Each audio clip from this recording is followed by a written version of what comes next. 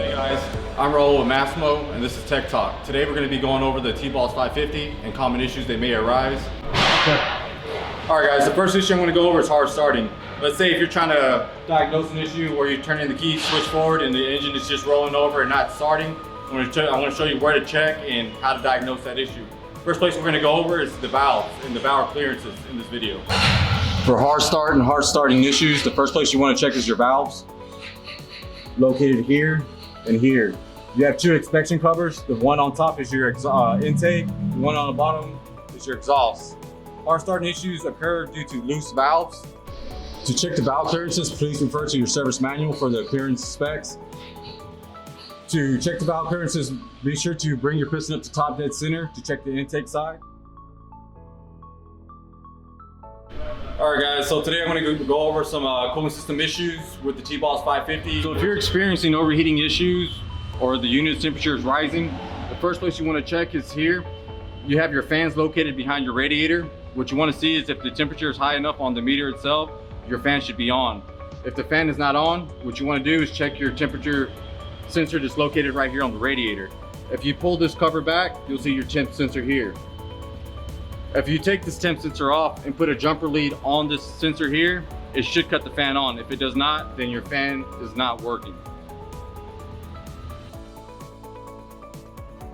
Alright guys, if you're experiencing issues with the T-Boss moving, it could be one of two things.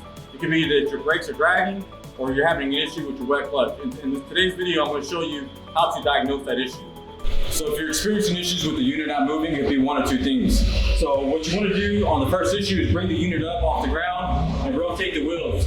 What you want to check for if you have any brake drag. So when you rotate the wheel and it's not moving, it could be an issue with the brakes locking up. The second issue that you may be experiencing will be with the wet clutch.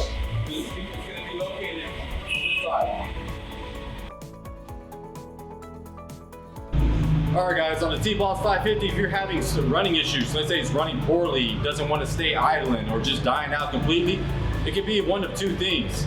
You can have a poor spraying fuel injector, or you can have an issue with the IAC, which is your idle air control valve. And in this video, I'm going to show you where to locate your fuel injector and where to locate your idle air control valve on the throttle body. To expose your throttle body, once you remove the seat, you're going to have to remove this cover here. This cover has 4 Phillips screws in it. They're located in the 4 corners. Once you remove those, this cover comes undone. It will expose your throttle body that's located here in the center. Your fuel injector is going to be located right here. First thing you want to do is pull this injector out. And then you want to check the spray pattern when you turn the key switch forward. What you want to look for is a fine mist. If you see 2 streams of fuel, that's where your issue lies. Alright guys, on the second issue that you want to look at for poor running would be your idle air control valve. This is your throttle body assembly. You have a series of 3 sensors here.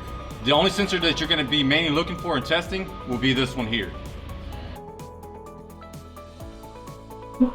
Alright guys, in today's video we're going to go over charging issues and what causes charging issues. It could be one of two things. You can either have an issue with your stator or your voltage regulator rectifier. But before we get in depth with all that, please make sure that your battery is fully charged and that you test it while the unit is running. What you want to do is test the terminals on top, and you want to be at 13.5 minimum.